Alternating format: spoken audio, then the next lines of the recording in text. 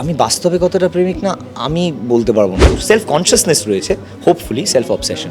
যে কোনো জিনিসই করতে ভাল লাগে, প্রেম করতেও বেশি ভাল লাগে। প্রেমিক হওয়ার বা না হওয়ার চাপ নিই না।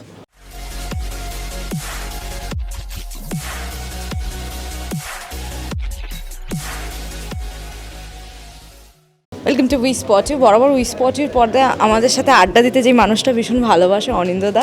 আজকে বছরের শুরুতে তার প্রথম কাজ, আর সেইখানে আজকে আমরা তাকে পেয়েছি। প্রথমেই হ্যাপি নিউ ইয়ার, কেমন আছো? Thank you so much, happy new year to you too. আমি ভালো আছি, তুমি কেমন আছো? চলছে, আর একটা তো খুব সুন্দর একটা poster. Thank you thank you thank you. যদিও পোস্টারে আমার কোনো কৃতিত্ব নেই, যারা ছবি তুলেছেন এবং তৈরি করেছেন তাদের কৃতিত্ব। আমরা নিজেকে দেখে কেমন লাগে? এত বছর ধরে নিজেকে দেখছি, আর নতুন কিছু অনুভূতি হয় না। অবসেশন নেই না মানে আমার মনে হয় এই প্রফেশনে যারা আমরা এসেছি, বা যে কোনো পারফরমেন্স, যেখানেই আমরা কোনো পাবলিক প্ল্যাটফর্ম থেকে যে কেউ কোনো কাজ করে, কোনো পাবলিক প্রফেশনে, প্রত্যেকেরই নিজেকে নিয়ে একটা কোনো অবসেশন বা এক ধরনের ইয়ে থাকে। বাট সেটা ওই অবসেশনের পর্যায়ে না চলে যাওয়াটাই সুস্থ ওকে।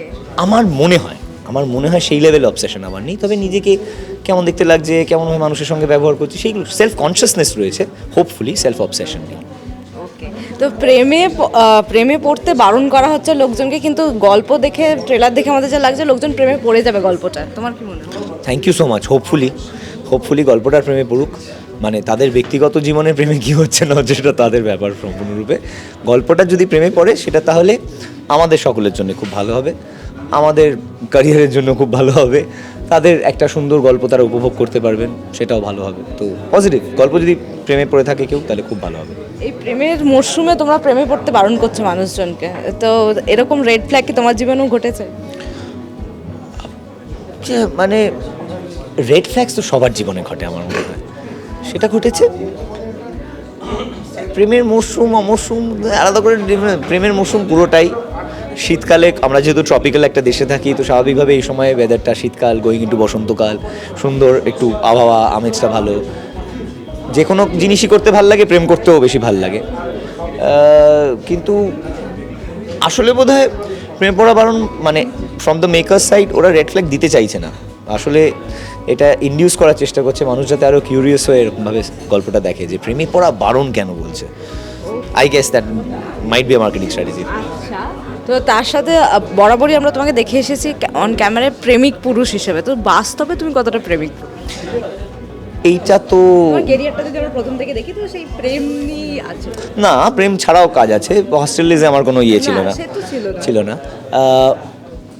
তবে কিন্তু এক কথা যদি মাইন্ডে আসে, কিন্তু প্রেমের কথাটাই আসবে। হ্যাঁ স্বাভাবিক এখনো পর্যন্ত। বাট আমি বাস্তবে কতটা প্রেমিক না আমি বলতে পারবো না, জানি না। বিকজ যারা আমার সাথে প্রেম করেছে, বাড়ির লোক জানে না। মানে আমার সেজ পিসমশার সঙ্গে প্রেম নিয়ে খুব একটা আলোচনা হয়নি কোনো দিন, কিন্তু বাড়ির লোক মানে আমার বন্ধু, একদম ঘনিষ্ঠতম বন্ধু বান্ধব বলতে পারবে, আমার সঙ্গে যারা প্রেমের সম্পর্কে লিপ্ত থেকেছে তারা বলতে পারবে। তাদেরকে আলাদা করে আমি কোনোদিন জিজ্ঞেস করিনি যে আমি কতটা প্রেমিক। তাহলে কেমন যেন ম্যাজিকটা নষ্ট হয়ে যায় না? ওকে, এই ম্যাজিক চাপ নিয়ে চলছে।